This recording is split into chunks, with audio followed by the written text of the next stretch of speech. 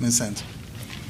Thank you for allowing me this opportunity to address you. My name is Karen Sencer. I'm a shareholder at Weinberg, Roger, and Rosenfeld. I'm based in our Alameda office, which is our main office, and we represent a wide array of clients and a wide array of trades and other unions.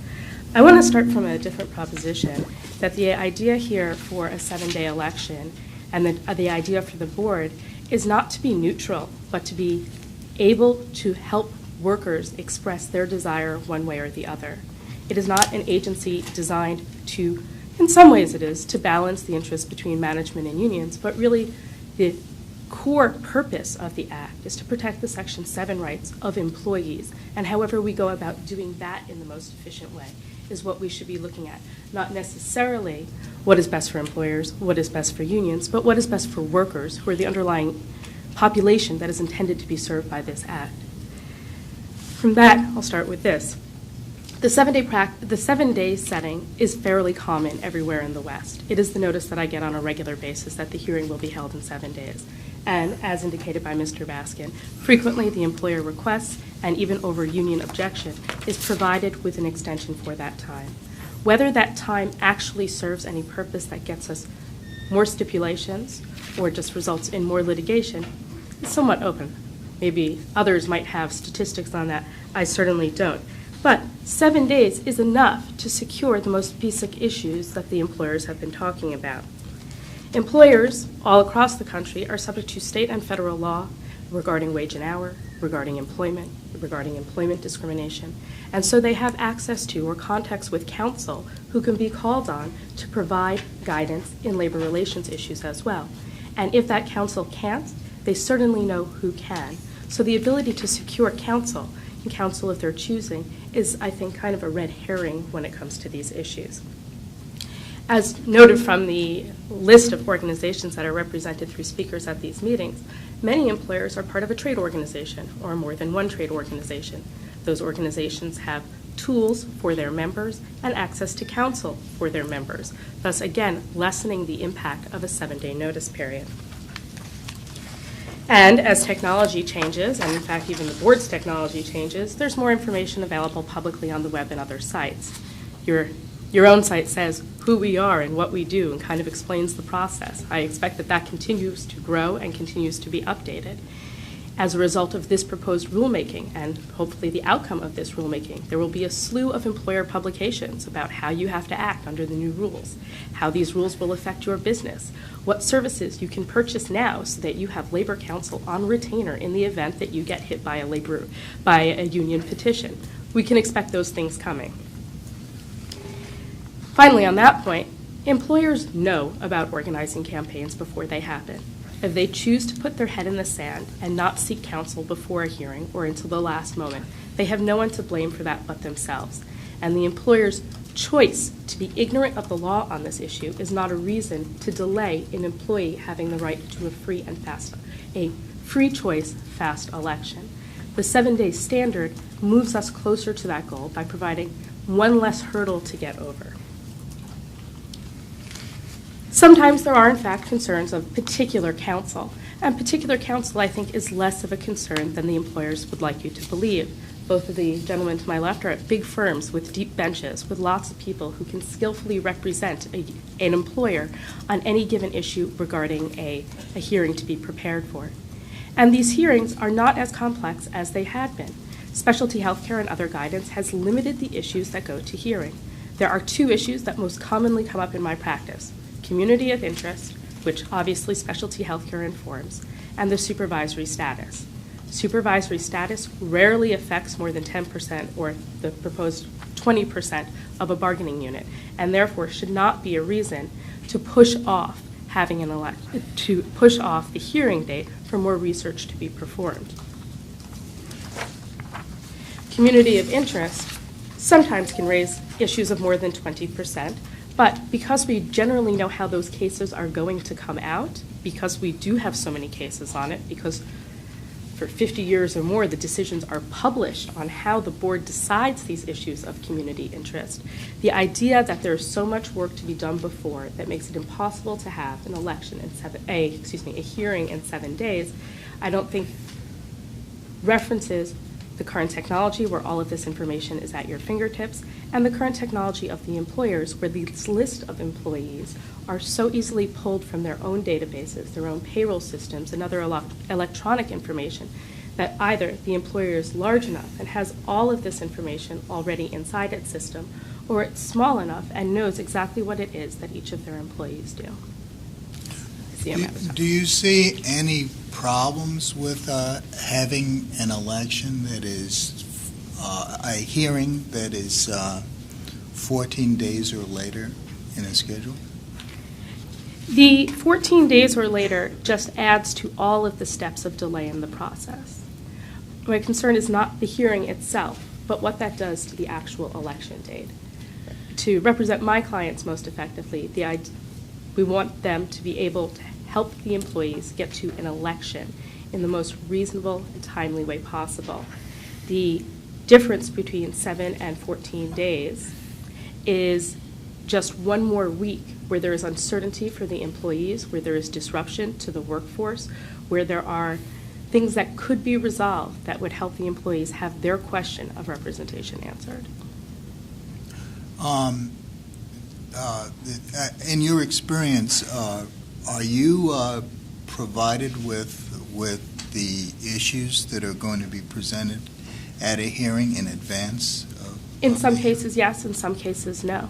Has that affected your ability to prepare for the hearing one way or the other?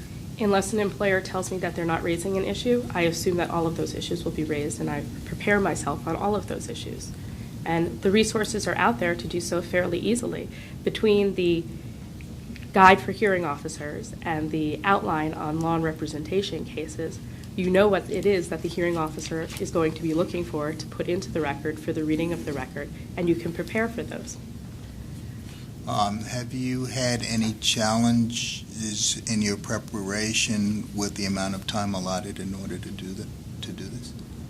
I would say the most difficult problem is sometimes freeing up my schedule. I'm outside counsel just like they're outside counsel.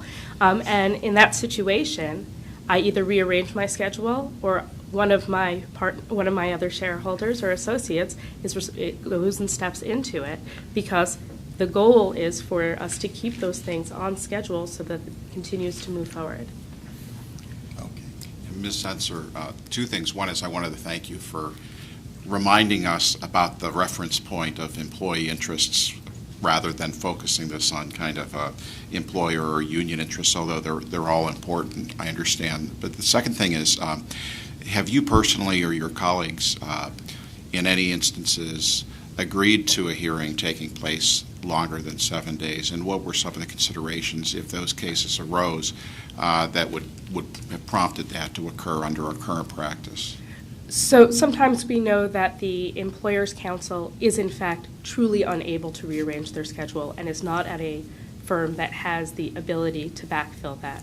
If we think there's an issue that truly needs to be resolved in advance, for example, it happens on the contraction and expansion of unit cases, we agree for the hearing to be put off the 7 days so that those issues can be fully litigated in advance, because that's important and you can't do it afterwards. It's a question of whether or not that election should occur.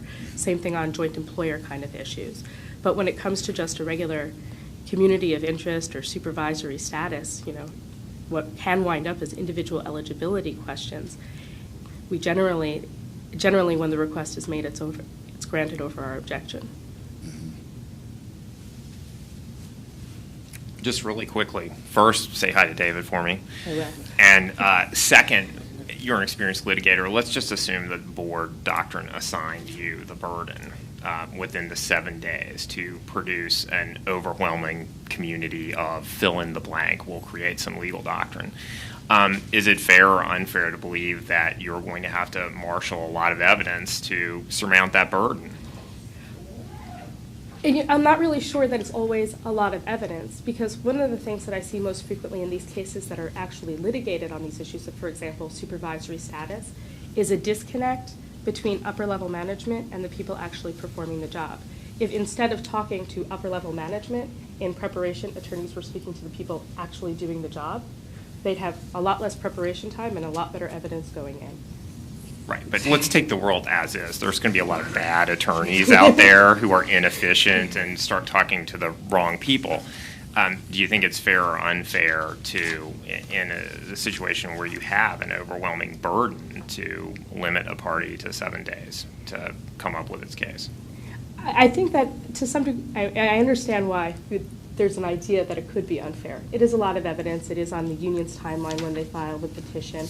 The employer doesn't always know exactly what's going on.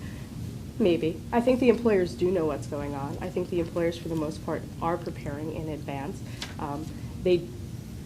You'll have a testimony, I'm sure Professor Brofenbrenner is here, regarding what is actually happening in these cases. But the amount of evidence is dependent on what the employer wants to fight about. Specialty health care and other cases make clear what actually is the standard on this. If the employer did not want to fight an appropriate unit for the unit that they wanted, right, which may also be an appropriate unit, if they would accept the union's appropriate unit when the unit is appropriate, the unions are pretty skilled at identifying them at this point, that burden isn't all that onerous. And I don't think that it is that onerous to prepare it in 7 days, particularly given the communications that go back and forth, the fact that these communications happen outside of business hours, that a lot of this is electronic, that this information can be pulled, that telephone conversations can be just as good as face-to-face meetings. And a part of the reason for this 7 days and this idea of the burden is because there's an education component going on to the client's employer, that should be happening beforehand. It's not up to the employees to be sitting and waiting so that the employer can get itself educated. The employees have the right to move forward. Okay, if we had a super short timeline for the employer, let's just say 3 days or 2 days, or 7 days, whatever, however you wanted to look at this, if we switch it like a Section 8G model to take care of all the employer notice concerns in terms of finding counsel and all that, would you approve of that? In other words, if a union was thinking about filing a petition, they would send the employer a letter, and then the union would get the benefit of a shorter timeline, like 7 days before the hearing, because the employer couldn't say anything like, we had no idea this was coming, we couldn't find counsel, we couldn't marshal any sort of case. Maybe I'm biased coming from the West. We have in California the Agricultural Labor Relations Act. That runs on a really tight time frame. Elections are held in a week. Unions have access to the employer's premises during that week. The employer has to produce a list in 2 days, and somehow their world has not fallen apart, and they still have fair hearings, and they still resolve their issues, and they still get to the question of the employee choice quickly, and for the most part without litigation. So I don't think that it's too much of a burden. Thank you. Thank you.